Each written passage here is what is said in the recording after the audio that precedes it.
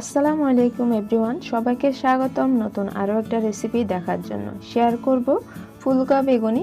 খুব সহজভাবে এটা তৈরি করে নিতে পারবেন। যাদের বেগুনি তৈরি করলে ফুলকা হয় না, সে সাথে অনেকক্ষণ পর্যন্ত মচমচে থাকে না, আপনারা খুব সহজভাবে রেসিপিটা দেখে ট্রাই করে দেখবেন। ইনশাল্লাহ আপনাদের তৈরি করা বেগুনিও মচমচে আর ফুলকা থাকবে। তাহলে চলেন শুরু করা যাক। এর জন্য এখানে আমি একটা বড় আকারের লম্বা বেগুনগুলোকে কেটে এভাবে নিয়ে নিলাম। আমি একটু মোটা করে কাটলাম, আপনারা ইচ্ছালে আর একটু পাতলা করেও কাটতে পারবেন। যেহেতু বাসায় তৈরি করা বেগুনি, তাই বেগুনের পরিমাণটা আমি একটু মোটা করে রাখলাম। এখন এর মধ্যে হাফ চা চামচ থেকে অল্প পরিমাণের কম লবণ দিয়ে এগুলোকে খুব ভালোভাবে মাখায় নিচ্ছি। আলতু হাতে এগুলোকে একটু মাখাতে হবে যাতে বেগুনগুলো ভেঙে না যায়। আমি এগুলোকে এক সাইডে রেখে দিচ্ছি 5 মিনিটের জন্য। আর এদিকে একটা বলের মধ্যে 1 কাপ পরিমাণের বেসন নিয়ে নিলাম, সেই সাথে 1/4 কাপ পরিমাণের শুকনো চাউলের গুঁড়ো অ্যাড করে নিলাম। এখন এর মধ্যে 1 চা চামচ পরিমাণের জিরা গুঁড়ো আর 1 চা চামচ পরিমাণের লাল মরিচের গুঁড়ো, সেই সাথে 1 চিমটি পরিমাণের হলুদ গুঁড়ো দিয়ে দিলাম। এখন দিয়ে দিলাম স্বাদ মতো লবণ, হাফ চা চামচ পরিমাণের বেকিং পাউডার, দিয়ে দিচ্ছি হাফ চা চামচ পরিমাণের আদা বাটা আর হাফ চা চামচ পরিমাণের রসুন বাটা। এখন এই সবগুলো উপকরণকে খুব ভালোভাবে মিশিয়ে নিব। মিশিয়ে নেওয়ার পর রুম টেম্পারেচারে থাকা পানি দিয়ে আমি একটা ডো তৈরি করে নিব। একটা পাতলা ব্যাটার তৈরি করে নিতে হবে, তবে একসাথে বেশি পানি দিবেন না, অল্প অল্প পরিমাণের পানি দিয়ে এই মিশ্রণটা তৈরি করে নিতে হবে। এতে কিন্তু মিশ্রণটা একেবারে পারফেক্টলি হবে আর স্মুথও হবে।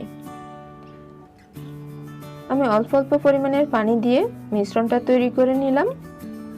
আর এর ঘনত্বটা একটু খেয়াল করবেন, এটা কিন্তু অতিরিক্ত পাতলা করা যাবে না, আবার একেবারে ঘন রাখাও যাবে না। আমার মিশ্রণটা তৈরি করা কমপ্লিট। এক সাইড করে নিলাম। অন্যদিকে চুলা একটা পাতিল বসিয়ে পরিমাণ মতো তেল দিয়ে তেলগুলোকে গরম করে নিচ্ছি। আর অবশ্যই বেগুনগুলো ডুবো তেলে ভেজে নিতে হবে, তাই সেই অনুযায়ী তেলটা দিয়ে দিতে হবে। বেসনের মধ্যে আমি বেগুনের একটা অংশ নিয়ে এভাবে উল্টে পাল্টিয়ে গড়িয়ে নিলাম। আর খেয়াল করলে বুঝতে পারবেন কাজটা কিভাবে করতে হবে। আর এই কাজটা একটু দ্রুত করতে চেষ্টা করবেন। বেসনের মধ্যে বেগুনটা ডুবিয়ে নেওয়ার পর যতটুকু সম্ভব দ্রুত তেলের মধ্যে দিয়ে দিবেন।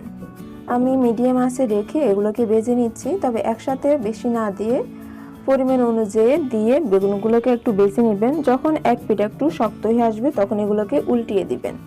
এরপর চুলা আঁচটাকে মিডিয়াম থেকে একটু বাড়িয়ে এগুলোকে উল্টিয়ে পাল্টিয়ে পছন্দের কালার অনুযায়ী ভেজে নিলে হয়ে যাবে মচমচে আর ফুলকা বেগুনি। বেগুনগুলো ভাজা হতে কিন্তু অত বেশি সময়ের প্রয়োজন হয় না। চুলা আঁচের দিকে খেয়াল করে উল্টে পাল্টিয়ে পছন্দের কালার অনুযায়ী ভেজে নেবেন। আমার এগুলা ভেজে নেওয়া কমপ্লিট। আমি এগুলা তেল জড়িয়ে তুলে নিব। আর সেম ভাবে আমি সবগুলা বেগুনি তৈরি করে নিলাম। দেখলেন তো কত সহজে এই মজাদার ফুলকা মচমচে বেগুনিটা তৈরি করে নেওয়া যায়। যাদের কাছে মনে হয় এটা অনেক ঝামেলা, ফুলকা হয় না, মচমচে থাকে না, আপনারা এভাবে একবার ট্রাই করে দেখবেন। ইনশাআল্লাহ আপনাদের তৈরি করা বেগুনি ফুলকা আর মচমচে হবে, সেই সাথে বাসার ছোট থেকে বড় সবাই অনেক ভালোই পছন্দ করবে। তাহলে আজকের মতন এখানে শেষ করলাম। আল্লাহ হাফেজ।